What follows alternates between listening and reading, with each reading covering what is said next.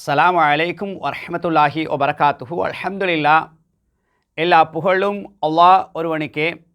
கண்ணியத்துக்குரிய எல்லாம் வல்ல அல்லாஹ் நல்லடியார்களே, பெரியவர்களே, அன்புக்குரியவர்களே, அல்ஹம்துலில்லா, அல்லாஹ்வுடைய உதவியினால் அல்லாஹ்வுடைய ஆலயம் கஅபாவை சந்திப்பதற்காக வேண்டி உம்ரா என்று சொல்லக்கூடிய வணக்க வழிபாடு மூலமாகவும், அதே போன்று ஹஜ் என்று சொல்லக்கூடிய வணக்க வழிபாடு மூலமாகவும், ஏனைய நல்லறங்கள் ஊடாக அந்த கஅபாவை சந்திப்பதற்காக வேண்டி உலக மட்டத்திலிருந்து அதிகமான மக்கள் அடிக்கடி போய் வரக்கூடிய காட்சியை பார்க்கின்றோம். எனவேதான் இந்த உம்ராவுடைய வணக்கங்கள், அதே போன்று ஹஜ்ஜுடைய வணக்கங்கள், இதை எப்படி நாம் நடைமுறைப்படுத்த வேண்டும், அல்லாஹ்வுடைய தூதர் அவர்கள் நினைவுபடுத்தினார்கள், ஹுது அன்னி மனாசிக்கக்கும், என்னிடமிருந்து நீங்கள் ஹஜ்ஜை எடுத்துக்கொள்ளுங்கள் என்ற அடிப்படையில் அல்லாஹ்வுடைய தூதர் அவர்கள் எப்படியெல்லாம் உம்ரா செய்தார்கள். உம்ரா செய்யும் பொழுது நியத்து வைத்தல், இஹ்ராம் அணிதல், இதில் இருந்து அந்த உம்ரா முடிகிற வரைக்கும் அல்லாஹ்வுடைய தூதர் அவர்கள் எப்படி அதை செய்தார்கள், செய்யும்படி எங்களுக்கு வழிகாட்டினார்கள். அதே போன்று ஹஜ்ஜுக்காக வேண்டி நியத்து வைத்து, இஹ்ராம் கட்டி நியத்து வைத்து அந்த ஹஜ்ஜை முடிக்கின்ற வரை எப்படி எங்களுக்கு செய்து காட்டினார்கள், செய்யும்படி வழிகாட்டினார்கள் என்பதை சிறிய சிறிய துணுக்களாக, ஒவ்வொரு பகுதியாக உங்களுடைய சிந்தனைக்கு நான் முன்வைக்க இருக்கின்றேன். முதலாவதாக உம்ரா செய்யும் பொழுது அந்த உம்ராவுக்காக வேண்டி முதலாவது நாம் நியத்து வைத்தல். அதாவது இன்றைக்கு நாங்கள் பார்க்கலாம், உம்ரா செய்ய போகிறவங்க, ஹஜ் செய்ய போகிறவங்க ரொம்ப யோசனையோடு போகிறாங்க. ரொம்ப ஏதோ பெரிய பல விதமான லட்சங்களை கட்டிவிட்டு நாட்களை ஒதுக்கி அதை பக்குவமாக செய்ய வேண்டும். இருந்தாலும் சிலர் பயந்து போகிறாங்க. இவ்வளோ லட்சக்கணக்கான பணங்களை கட்டி நாட்களை ஒதுக்கி நேரத்தை ஒதுக்கி தியாகத்தோடு போகிறோம், ஏதாவது தவறு நடந்துருமா? உம்ராவை பொறுத்தவரை, ஹஜ்ஜை பொறுத்தவரை பயப்படுவதற்கு ஒன்றுமே கிடையாது. மிக மிக இலகுவானது. லேசாக விளங்கி கொண்டால் அது இலகுவானது. எங்களோடு வரக்கூடிய வழிகாட்டியும் என்ன செய்வார்? நமக்கு வழிகாட்டுவார். நம்ம ஏற்கனவே அதனுடைய செயல்பாடுகளை புரிந்து கொண்டோம் என்று சொன்னால், நியத்து வைத்தல் இருந்து இஹ்ராமை களைகின்ற வரை இந்த முக்கியமான அம்சங்களை மட்டும் நாம் தெரிந்து கொள்வோம் என்று சொன்னால் நிச்சயமாக அது இலகுவாக இருக்கும் என்பதை உங்களுடைய சிந்தனைக்கு நான் முன்வைத்துக் கொள்கின்றேன். கண்ணியத்துக்குரியவர்களே, அப்போ முதலாவது நியத்து வைத்தல். அப்போ அந்த நியத்து வைத்தல் என்ற செய்தியை நாங்கள் கவனிக்கும் பொழுது, நியத்து வைத்தல் என்ற செய்தியை பார்க்கும் பொழுது, அல்லாஹ்வுடைய தூதர் அவர்கள் நியத்து வைப்பதற்கென்று சில இடங்களை எங்களுக்கு குறிப்பிட்டு சொல்லியுள்ளார்கள். எந்த இடத்துல யார் யார் நியத்து வைக்க வேண்டும், நியத்து எந்த இடத்துல வைத்து நாம் என்ன செய்ய வேண்டும், கஅபாவை சந்திக்க வர வேண்டும் என்ற ஒரு அழகான வழிகாட்டல். முதலாவது கவனியுங்கள், மதீனாவாசிகளுக்கு அல்லாஹ்வுடைய தூதர் அவர்கள் அஹ்லில் மதீனா வாசிகளுக்கு துல்ஹுலைஃபா என்று சொல்லக்கூடிய மதீனாவில், அப்போ யாரெல்லாம் மதீனாவாசிகள் அல்லது மதீனா வழியாக வருகின்றார்களோ அவங்க எங்கே இஹ்ராம் கட்டி நியத்து வைக்கணும்? துல்ஹுலைஃபா என்று சொல்லக்கூடிய இடத்துல வந்து என்ன செய்யணும்? இஹ்ராம் கட்டி நியத்து வைத்து அப்படியே என்ன செய்யணும்? உம்ராவுக்கு, ஹஜ்ஜுக்கு வர வேண்டும் என்ற ஒரு தகவல். அடுத்து அல்லாஹ்வுடைய தூதர் சொல்கிறாங்க, ஒல் அஹ்லி ஷாம் வாசிகள் அவங்க எங்கே இஹ்ராம் கட்டுவாங்கன்னா அல் ஜுஹுஃபா என்று சொல்லக்கூடிய அந்த இடத்துல என்ன செய்வார்கள்? இஹ்ராம் கட்டி நியத்து வைத்து உம்ராவுக்கு, ஹஜ்ஜுக்காக வேண்டி வருவார்கள் என்ற செய்தி ரசூலுல்லாஹ் சொல்கிறாங்க. மூன்றாவது ஒலி அஹ்லி நஜித் வாசிகள் கருணுல் மனாசில் என்று சொல்லக்கூடிய அந்த இடத்துல இருந்து நஜிது வாசிகள் அல்லது அதன் பக்கம் வரக்கூடியவர்கள் என்ன செய்வாங்க? இஹ்ராம் கட்டி நியத்து வைத்து வருவார்கள் என்ற தகவல். அதற்கு அடுத்ததாக நபி அவங்க சொல்கிறாங்க, ஒலி அஹ்லில் யமன் வாசிகள் எலம் என்று சொல்லக்கூடிய அதனுடைய வழியாக என்ன செய்வார்கள்? இஹ்ராம் கட்டி நியத்து வைத்து வருவார்கள் என்ற செய்தியை நாங்கள் பார்க்குறோம். இப்படி நபி அவங்க சொல்லிட்டு மக்காவாசிகளுக்கு நபி அவங்க சொல்கிற நேரத்தில், அதாவது யுஹில்லூன மின்ஹா, அதாவது ஹத்தா அஹ்லு மக்காவாசிகள் எங்கன்னு சொன்னால் யுஹில்லூன மின்ஹா, அவர்கள் அந்த மக்கால எங்கேயும் நியத் வைக்கலாம். அது மக்காவாசிகளுக்கு மட்டும் கொடுக்கப்பட்ட சலுகை.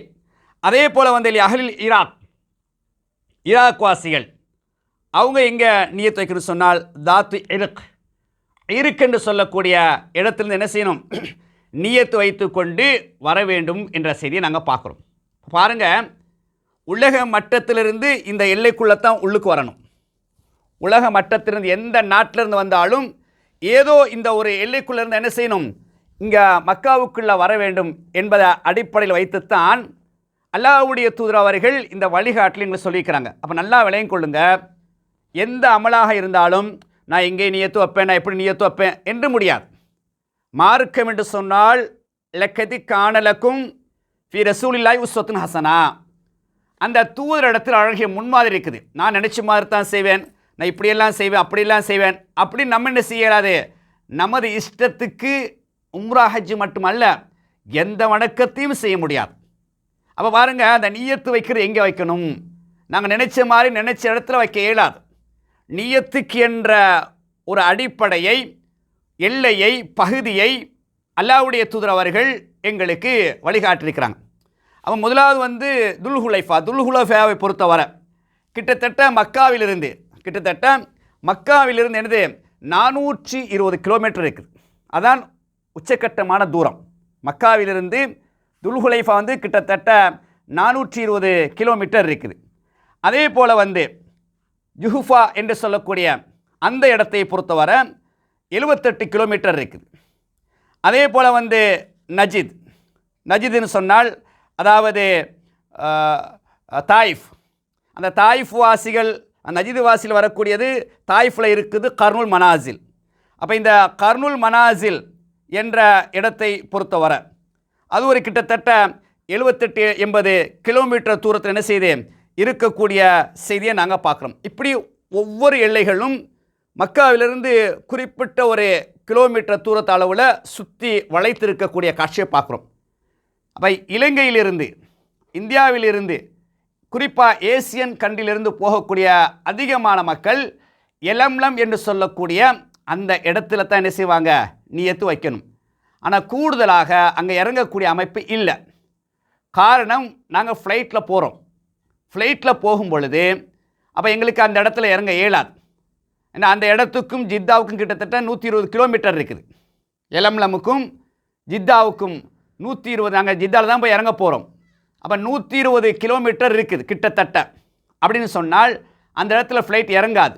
அப்போ நாங்கள் அந்த இடத்த தான் நியத்து வைக்கணும். அப்போ எங்களை அழைத்து செல்லக்கூடிய அந்த வழிகாட்டி முர்ஷித் என்ன செய்வார் என்றால் அந்த இடத்துல நியத்தை வந்து சொல்லி தருவார். சில நேரங்களில் சவுதியா போன்ற ஃப்ளைட் அமைஞ்சிச்சுன்னு சொன்னால் எங்களுக்கு அவங்களே மைக்கை தருவாங்க. அப்போ அந்த மைக்கிலே சொல்லும்போது அதிகமாக உம்ரா ஹஜ்ஜுக்கு வாரம் என்ன செய்வாங்க, எல்லோரும் அந்த நியத்தை சொல்லும்போது சேர்ந்து சொல்லிக்கொள்வாங்க. அப்போ நீங்கள் நல்ல விலையும் கொள்ளுங்க. ஏசியன், இப்போ உதாரணமாக இந்தியா ஸ்ரீலங்காவிலிருந்து போகிறவங்க வீட்டிலேருந்து இஹ்ராம் கட்டிக்கிட்டு போகலாம். ஆனால் நியத்து எங்கே வைக்கணும், வீட்டில் வைக்கிறது இல்லை. நல்லா கவனிச்சுக்கொள்ளுங்க, வீட்டில் நியத்து வைக்கிறது இல்லை. எங்களுக்கு இஹ்ராமும் அந்த எலம்லம் என்ற இடத்துல தான் போய் கட்டணும். அப்போ எங்களுக்கு எலம்லம் என்ற இடத்துல போய் இறங்க இயலாது, ஃப்ளைட்லேயும் இஹ்ராம் கட்ட இயலாது.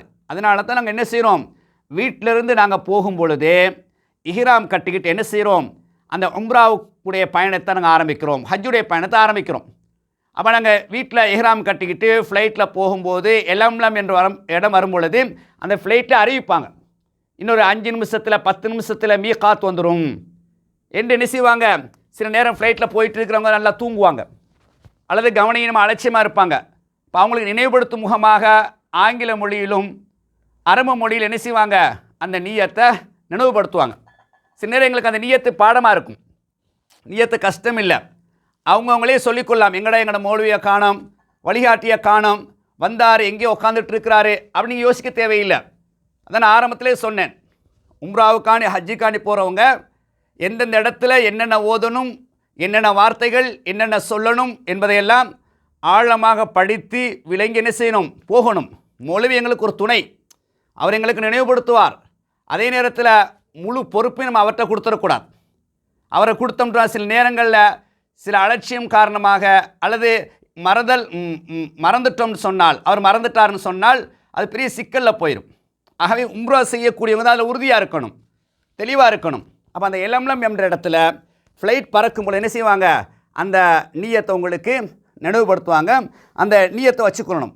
நீயத்தை பொறுத்தவரை நீங்கள் ஹதீஸ் நீங்கள் எடுத்து பார்த்தீங்கன்றால் அல்லாஹும்ம லப்பைக்க உம்ரத்தன், ரொம்ப லேசானதான். பெருசாக சில ஆட்கள் என்ன செய்வாங்க என்றால் அதுக்கு முன்னால் பின்னால் அப்படியே போட்டு அரபு செல்ல போட்டு சொல்லும் பொழுது ஆட்கள் கஷ்டமாகுது. நீங்கள் நபியவங்க சொன்ன நியத்தை எடுத்து பார்த்தீங்கன்றால் சஹாபாக்கள் நபியவங்க கற்றுக் கொடுத்த அந்த அந்த நியத்தை சொல்லியிருக்கிறாங்க. அதை நீங்கள் எடுத்து பார்த்தீங்கன்றால் லேசாக தான் சொல்லி கொடுக்குறாங்க. ஒன்று லப்பைக்க உம்ரத்தன், லப்பைக்க உம்ரத்தன், அல்லது அல்லாஹும்ம லப்பைக்க உம்ரத்தன், யா அல்லாஹ் நான் உம்ரா செய்ய வந்துவிட்டேன், அவ்வளோதான். நான் உம்ரா செய்ய வந்துவிட்டேன் என்ற இந்த சொல்ல என்ன செய்யுது, சொல்லிக்கிட்டு என்ன செய்கிறது, அப்படி நாங்கள் போக வேண்டும் என்ற செய்தியை நாங்கள் பார்க்குறோம். இப்போ இது நீங்கள் இப்போ இஹ்ராம் கட்டி நியத்து வச்சுட்டீங்க. இப்போ நீங்கள் கஅபாவை சந்திக்கிற வரைக்கும் தல்பியா சொல்லிக்கிட்டே இருக்கணும். நான் தல்பியா பிறகு வரேன். தல்பியாக்கள் சில துவாக்கள் எது இது எப்படி ஓத வேண்டும் என்பதெல்லாம் நாங்கள் அடுத்தடுத்து நினைவுபடுத்த இருக்கிறோம். அப்போ நீங்கள் நல்லா விளங்கிக் கொள்ளுங்க. முதலாவதாக உம்ராவுக்கு போகிறவங்க, ஹஜ்ஜிக்கு போகிறவங்க வீட்டிலேருந்து இஹ்ராம் கட்டிக்கிட்டு போனாலும் எலம்லம் என்ற இடத்துல தான் நியத்து வைக்க வேண்டும். நியத்தை பொறுத்தவரை அல்லாஹும்ம லப்பைக்க உம்ரத்தன், யா அல்லாஹ் நான் உம்ரா செய்ய வந்துவிட்டேன். இதிலிருந்து என்ன செய்யுது, துவாக்கள் திக்ரு தல்பியா போன்ற விஷயங்கள் என்ன செய்யுது சொல்லிக்கிட்டே போகக்கூடிய அமைப்பை ஏற்படுத்தி கொள்ளணும். அதே போன்று பாருங்கள், சில நேரங்களில் ஒரு கேள்வி வரும், வாசனை திரவியம் பூசலாமா, மனம் அத்தர் பூசலாமான்னு கேட்டால் அந்த நியத்து வைப்பதற்கு முன்னால், இஹ்ராம் கட்டுறதுக்கு முன்னால் மனங்களை ஆண்கள் பெண்களுக்கு பொதுவாக ஹராம். எல்லா கட்டத்திலும் அவங்களுக்கு என்ன செய்யலாது, வாசனை திரவியங்கள் பூசக்கூடாது, ஹராம். ஆண்களுக்கு பயன்படுத்தலாம். ஆனால் உம்ரா ஹஜ் செய்ய நேரத்தில் குறிப்பாக அந்த வணக்கம் முடிகிற வரைக்கும் மனங்களை அத்தர்களை பூச இயலாது. ஆனால் அல்லாஹ்வுடைய தூர் ஒரு அனுமதி கொடுக்குறாங்க. இஹ்ராம் கட்டுவதற்கு முன்னால் இந்த மேனியில் உடம்புல என்ன செய்யலாம், வாசனை திரவியங்களை பூசிக்கொள்ளலாம். அல்லாஹ்வுடைய தூதர் அப்படி பூசியிருக்கிறாங்க. அதாவது கான ரசூலுல்லாஹி ஸல்லல்லாஹு அலைஹி வஸல்லம், அல்லாஹ்வுடைய தூதர் அவர்கள் ஆகியிருந்தார்கள், இதா அராத ஐயுஹ்ரிம, அவர்கள் இஹ்ராம் கட்டுவதற்கு அதாவது நாடினால் தையிபு வி அத்தியபி மாயஜித், இருக்கிற வாசனங்களில் நறுமணங்களில் உயர்ந்த நறுமணத்தை என்ன செய்வார்கள், எடுத்துக்கொள்வார்கள், பூசிக்கொள்வார்கள். சும்மா அரா, இந்த ஹதீஸ் அறியக்கூடிய சொல்கிற சுமாரா வபீசத் துஹுனி ஃபி ரஅஸிஹி வலிஹியத்திஹி பாததாலிக். அதே போல் அல்லாஹ்வுடைய என்ன செய்வாங்கன்னா இந்த மேனிகள் நல்லா வாசனை திரவியம் பூசிடுவாங்க. இந்த உடுப்பில் இல்லை, மேனியில் நல்லா வாசனை திரவியம் பூசிட்டு அதுக்கு மேலே இஹ்ராம் ஆடையை போட்டுக்கொள்வாங்க. அதே போல் தலைக்கு நல்ல எண்ணெய் தேய்ச்சிக்கொள்வாங்க. நபியவங்க அழகாக அந்த வகிடு எடுத்து சீவுவாங்க. ஆயிஷா ரலியல்லாஹு தஆலா அன்ஹா வேறு வேறு தோழர்கள் அறிவிக்கிறாங்க, அந்த இஹ்ராம் கட்டியதற்கு பிறகு நபியவங்களுடைய தாடியிலும் அவருடைய தலையிலும் அந்த எண்ணெய், நறுமணம் கலந்த எண்ணெய் அப்படியே சுடரொளி போல் வீசிக்கிட்டு இருக்குமா. அந்த எண்ணெயுடைய கவர்ச்சி, அழகு தலையிலும் தாடியிலும் என்ன செய்யுமாம், அழகாக சுடர்விட்டு கொண்டிருப்பதை நான் பார்த்தேன் என்று சொல்லக்கூடிய செய்தி புகாரில் 271, அதே போன்று 5918, முஸ்லீமில் 2231 ஹதீஸ் இலக்கத்தில் இந்த செய்தி பதிவு செய்யப்பட்டிருக்கு. அப்போ நல்லா விளையுங்க ஆண்கள், நீங்கள் விரும்புனீங்க என்றால் இந்த ஆடையில் அல்ல, இஹ்ராமுடைய துணியில் அல்ல, நான் எங்களுடைய மேனில் என்ன செய்யலாம், அந்த ஆடையை அணிவதற்கு முன்னால் உயர் ரகமான அத்தர்களை, நான் கஅபா சந்திக்க போகிறோம், உயர் ரகமான அத்தர்கள் என்ன செய்யலாம், மேனில் பூசிக்கொள்ளலாம். அதே போன்று தலையில் என்ன செய்யலாம், எண்ணெயை தேய்ச்சி கொள்ளலாம், தாடியிலும் எண்ணெயை பூசிக்கொள்ளலாம். அல்லாஹ்வுடைய தூதர் அப்படி செய்திருக்கின்றார்கள், விரும்பியிருக்கின்றார்கள் என்ற செய்தி நாங்கள் பார்க்குறோம். எனவே அன்புக்குரியவர்களே, அப்போ இந்த அடிப்படையில் நீங்கள் என்ன செய்யுங்கன்னா, முதலாவது உம்ராவுக்காக வேண்டி முதல் கடமை அதாவது நியத்து வைத்தல். அது எந்த இடத்துல நியத்து வைக்கணும் என்பதை உங்களுடைய சிந்தனைக்கு நினைவுபடுத்தியிருக்கிறேன். அடுத்த கடமை என்ன, உம்ராவுடைய 2வது கடமை என்ன என்பதை இன்ஷா அல்லாஹ் அடுத்த தொடரில் நாங்கள் பார்ப்போம். இப்படி நீங்கள் ஒவ்வொரு தொடரை நீங்கள் அவதானிச்சிங்கன்னு சொன்னால் உம்ராவை லேசாக நீங்கள் என்ன செஞ்சிருவீங்க, விளங்கிடுவீங்க. இப்போ நாங்கள் இந்த கஅபாவை வச்சு தான் என்ன செய்ய போகிறோம்னு சொன்னால் உங்களுக்கு ஒரு பயிற்சி தரப்போகிறோம். இந்த எப்படி தவாப் செய்கிறதெல்லாம் நாங்கள் என்ன செய்ய போகிறோம், இப்படி ஒரு சின்ன ஒரு கஅபா போல் செஞ்சு வச்சுக்கிறோம், உங்களுக்கு இன்னும் தெளிவாக விளங்குறதுக்காக வேண்டி. அப்போ இன்ஷா அல்லாஹ் அடுத்தடுத்த பாடங்கள் நீங்கள் படிச்சிங்கன்னு சொன்னால் இது உங்களுக்கு இலகுவாக இருக்கும் என்பதை தெரிவித்துக் கொள்கின்றோம். வாஹிரு தஅவானா அல்ஹம்துலில்லாஹி ரப்பில் ஆலமீன். அஸ்ஸலாமு அலைக்கும் வரஹ்மத்துல்லாஹி வபரகாத்துஹு.